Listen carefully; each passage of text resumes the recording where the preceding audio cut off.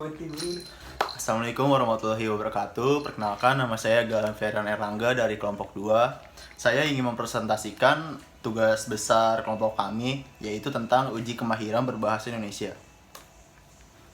Uji kemahiran berbahasa Indonesia atau disingkat UKBI dipraksai Badan Pengembangan dan Pembinaan Bahasa Kementerian Pendidikan Nasional. Gagasan awal terungkap pada tahun 1983 dalam Kongres Bahasa Indonesia keempat.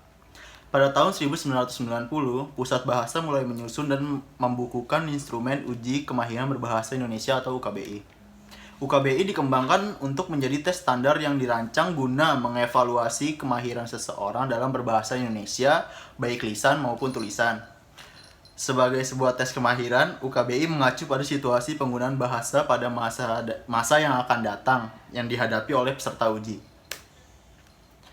Materi uji UKBI. Materi uji UKBI ini ada 3, yaitu pertama, materi UKBI berupa penggunaan bahasa Indonesia dalam berbagai situasi dan laras seperti sejarah, kebudayaan, hukum, teknologi, dan juga ekonomi. Kemampuan peserta uji coba diukur dari keterampilan mendengarkan, membaca, menulis, berbicara, dan serta pengetahuan tentang kaidah bahasa Indonesia. Berkaitan dengan aspek keterampilan berbahasa dan pengetahuan bahasa.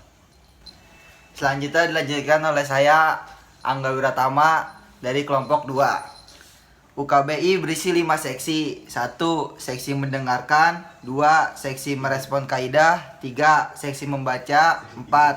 Seksi menulis. 5. Seksi berbicara.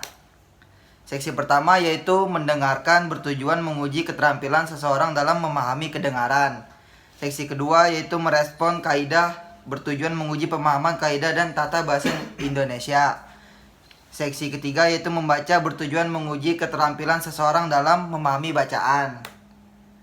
Berbeda dengan seksi pertama hingga ketiga yang semua soalnya berbentuk pilihan ganda. Seksi keempat atau menulis terdiri dari satu soal berupa gambar yang dapat disertai dengan data-data tertentu berbentuk grafik atau tabel. Seksi ini bertujuan menguji keterampilan menulis peserta uji dengan cara memahami dan menyajikan pendapatnya terkait gambar tersebut dalam wawancara tulis.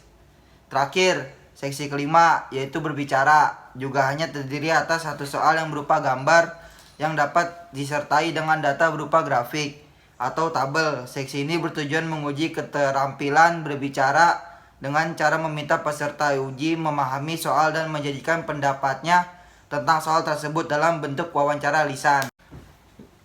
Kedudukan UKBI. Kedudukannya sebagai bahasa resmi negara, bahasa Indonesia berfungsi sebagai bahasa resmi kenegaraan, bahasa pengantar pendidikan, bahasa komunikasi tingkat nasional, bahasa media massa, serta bahasa pengembangan dan pemanfaatan ilmu pengetahuan dan teknologi.